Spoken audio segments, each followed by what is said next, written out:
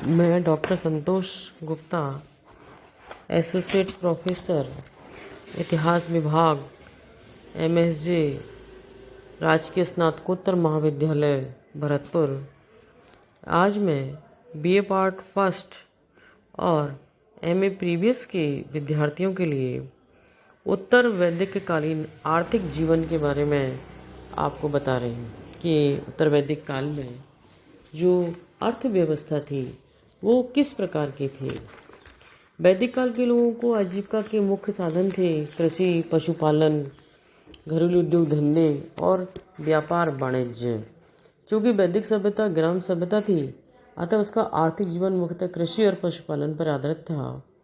सबसे पहला कृषि के भारत में अपने आगमन के काल से आर्यों ने वन्य प्रदेशों को साफ करके अपने ग्रामों की स्थापना शुरू कर दी थी।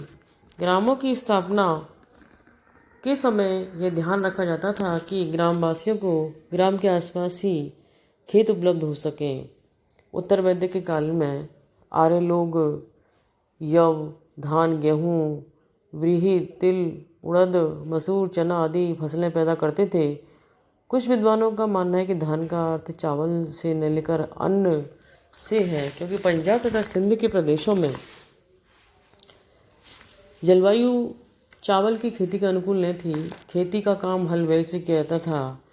आजकल क्या था, हल लकड़ी का बना होता था और बैलों से खींचा जाता था। तत्कालीन विभिन्न ग्रंथों में हल खींचने के लिए 6, 8, 12 और 24 बैलों का उल्लेख मिलता है। इससे प्रतीत होता है कि हल काफ़ी बड़े और भारी होते होंगे। हल और बैल की सहायता से भूमि की जुताई कर बीज बोए जाते थे। जानवरों का गोबर खाद के लिए प्रयोग में आता था।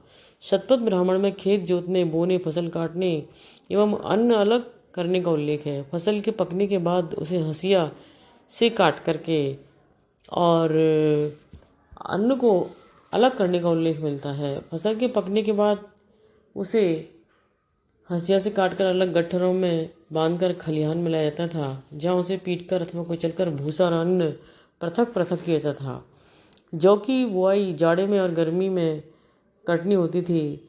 धान वर्षा ऋतु में बोया जाता और जाड़े में के प्रारंभ में काटा जाता था। तिल और मांस आषाढ़ में बोए जाते थे और जाड़े में काटे जाते थे। आजकल की भांति वैदिक काल में भी कृषि वर्षा पर निर्भर थी।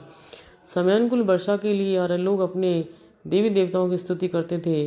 इसके अलावा आर्यों ने कुओं के जल से सिंचाई करना भी सीख लिया। एक चक्र के द्वारा कुएं से जल खींचा जाता था और नालियों की सहायता से खेतों में पहुंचाया जाता था। नदियों, तालाबों, झीलों एवं वर्षा ऋतु में किसी स्थान पर एकत्र हुए जल को नहरों की सहायता से खेतों में पहुंचाया जाता था। इस प्रकार वैदिक आर्यों ने कृषि कर्म में काफ़ी उन्नति कर ली और इस व्यवसाय को समृद्धि तथा प्रतिष्ठा का कारण बताया जाता है। दूसरा है पशुपालन। कृषि के समान पशुपालन भी आर्यों का एक मुख्य व्यवसाय था। ऋग्वेद में पशुधन की वृद्धि के लिए देवताओं को की गई प्रार्थनाओं का काफ़ी उल्लेख मिलता है। वैदिक युग में आर्य लोग गाय, बैल, भैंस, बकरी, घोड़ा आदि पशुओं का पालन करते थे। गाय का महत्व अधिक था। गाय का दूध आर्यों के भोजन का मुख्य अंश होता था। उसका गोबर पोतने, लीपने तथा उपले बनाने के काम आता था। गाय के बछड़े बैल होकर खेती तथा माल ढोने के काम आते थे। दान पुण्य में भी गाय का प्रयोग किया जाता था। सबसे अधिक महत्व की बात थी कि क्रय विक्रय अथवा लेन देन के संबंध में गाय को विनिमय का माध्यम माना गया था। शतपथ ब्राह्मण के आधार पर विद्वानों की मान्यता है कि उत्तर वैदिक युग में गौ वध बंद हो गया और गौमांस खाने का प्रतिबंध सा लगा दिया गया था। दूध, मांस और खाल की दृष्टि से भैंस, भेड़ और बकरी भी आवश्यक पालतू पशु समझे जाते थे। घोड़ा आर्यों का प्रिय पशु था। उसका सामरिक महत्व भी था। इसके अलावा वह सवारी के काम आता था।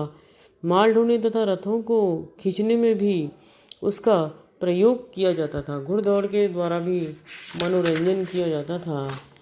ऋग्वेद में ऊँट का उल्लेख है। अथर्ववेद में ऊँट गाड़ी का उल्लेख मिलता है। अनुमान है कि मरुस्थलीय प्रदेश के आसपास बसे आर्य ऊँट को अधिक पालते थे। इसके अलावा कुत्ता, सुअर, गधा, हिरण आदि पशुओं के पालन का भी उल्लेख प्राप्त होता है। उद्योग धंधे। वैदिक आर्यों का अपना समाज 3 वर्गों ब्राह्मण, क्षत्रिय, वैश्य में विभाजित था। वैदिक साहित्य से हमें अनेक प्रकार के तत्कालीन घरेलू व्यवस्था के बारे में जानकारी मिलती है। आर्य लोग धातु कला में पूर्ण दक्ष थे। वे लोग विभिन्न धातुओं को गलाने तथा उन्हें पीटकर विभिन्न प्रकार की वस्तुओं को बनाने में निपुण थे। उन्हें सोना, चांदी, अयस्क, लोहा, तांबा, टिन, शीशा, धातुओं का ज्ञान था। स्वर्णकार लोग सोने और चांदी के विभिन्न प्रकार के आभूषण बनाते थे। ऋग्वेद में सोने के लिए हिरण्यपिंड का उल्लेख मिलता है।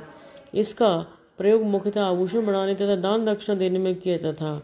निष्क नामक लोकप्रिय आभूषण स्वर्ण का सिक्का होता था। ऋग्वेद में चांदी धातु का स्पष्ट उल्लेख नहीं मिलता, परंतु वैदिक साहित्य से पता चलता है कि आर्य लोग इस धातु से सुपरिचित थे।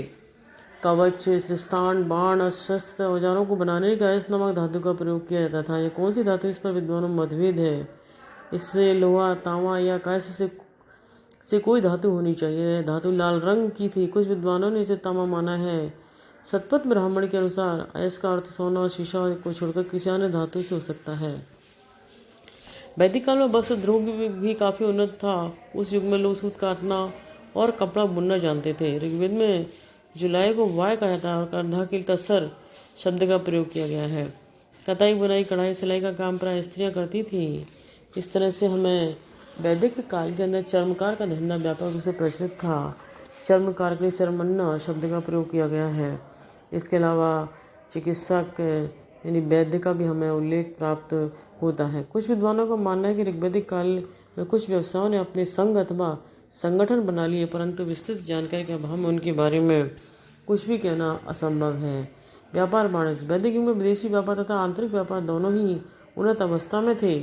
आर्य लोग व्यापार वाणिज्य के लिए बड़ी बड़ी नौकाओं का प्रयोग करते थे, परंतु ऐसा माना जाता है कि वे लोग खुद खुले समुद्रों में नहीं जाते थे। उनकी जल यात्राएं देशों के नदियों तक ही और समुद्री तटों पर ही सीमित थी।